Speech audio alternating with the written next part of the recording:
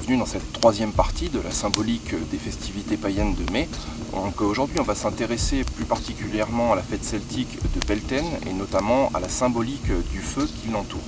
Puisque le feu est une symbolique qui est récurrente dans toutes les traditions européennes, qu'on passe par Prométhée, le voleur de feu chez les Grecs, jusqu'à Muspelheim, le monde de feu de la cosmogonie germanique, et ce en passant par Hélios, Apollon, Vesta, Svarog, Balder et bien sûr Bélénos, à qui on va s'intéresser plus particulièrement dans cette vidéo. Alors, selon Jean Audry, dans une tradition donnée, la prolifération d'une notion est fonction de son importance.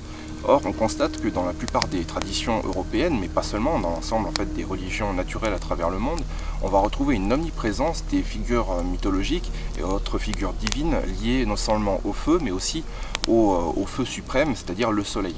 Ceci peut s'expliquer par le fait que bien avant le chien, le feu a toujours été le meilleur ami de l'homme. Il était garant de sa sécurité et de sa survie malgré son pouvoir destructeur. Et on peut considérer que la maîtrise du feu a été probablement la plus grande évolution dans l'histoire de l'humanité. Et d'ailleurs, aujourd'hui encore, on constate que notre société actuelle est basée sur la maîtrise du feu en tant que source d'énergie. Mais revenons-en au sujet qui nous intéresse ici, c'est-à-dire la fête de Beltane. Donc l'étymologie de ce mot est très simple, c'est un mot irlandais qui nous vient du vieux celtique Téné, qui signifie feu, et Bel qui signifie brillant. Donc le nom de cette fête signifie littéralement feu brillant. Donc ce qui permet de l'associer directement au dieu celtique Bélénos, dont le nom signifie le brillant, ce qui en fait une divinité solaire par excellence, qui sera donc tout naturellement célébrée lors de Beltane. Beltane célèbre donc la lumière, l'astre du jour et le retour de la saison claire, puisque pour les Celtes, je le rappelle, il n'y avait que deux saisons, une saison claire et une saison sombre.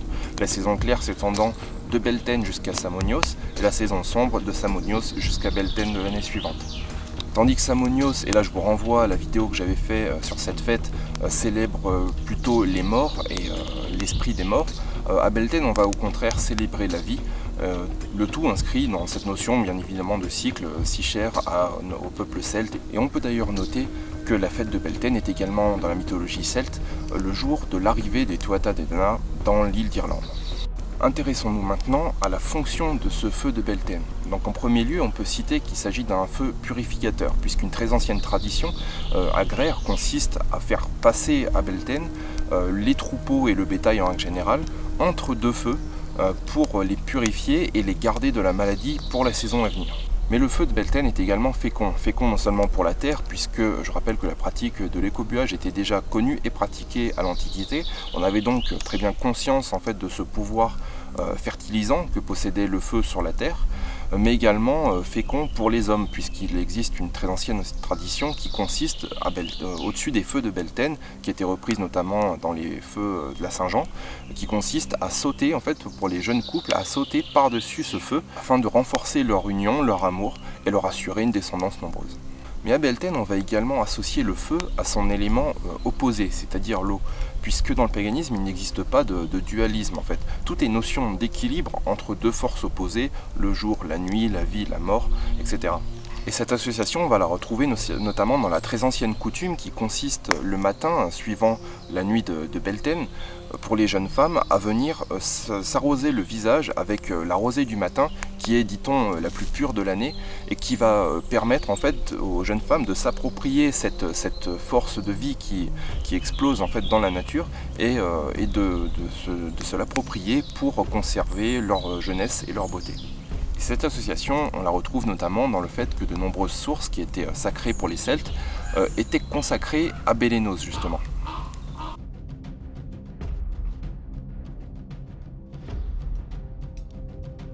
Et notamment la célèbre fontaine de Barenton que l'on retrouve dans le cycle arthurien et qui est située en forêt de Brocéliande et dont l'étymologie viendrait de Bal ou encore Bel qui renverrait directement au dieu celtique Bélénos. Pour conclure, ces feux de Beltane représentent l'astre, la renaissance de l'astre du jour, le feu cosmique qui apporte avec lui la vie sur Terre.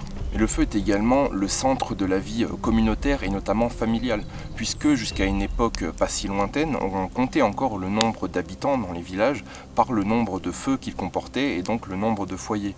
La déesse romaine Vesta est notamment la déesse consacrée au feu, mais également une divinité protectrice des foyers.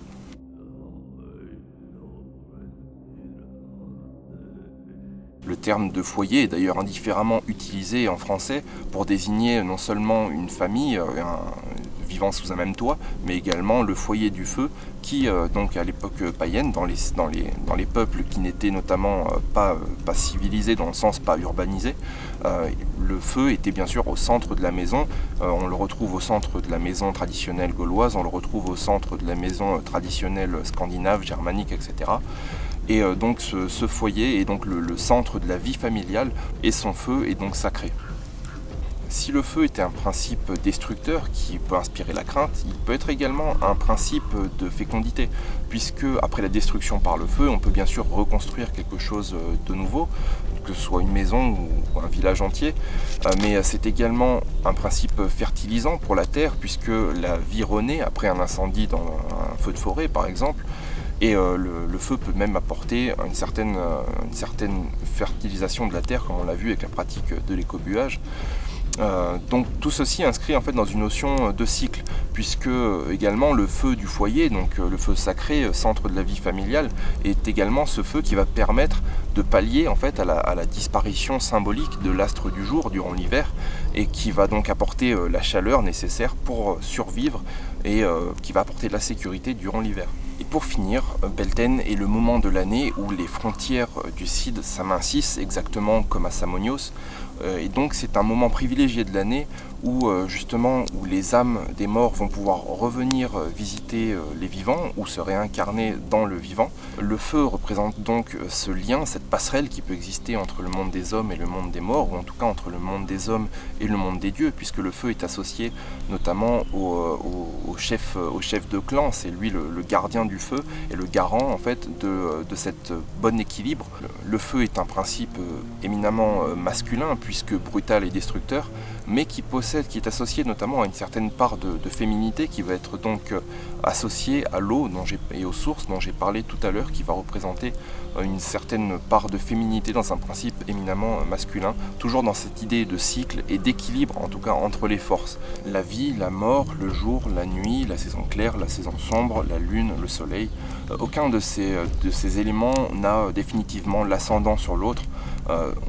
Tout est inscrit vraiment dans le paganisme dans un cycle qui se répète indéfiniment et qui fait évoluer le monde à son rythme.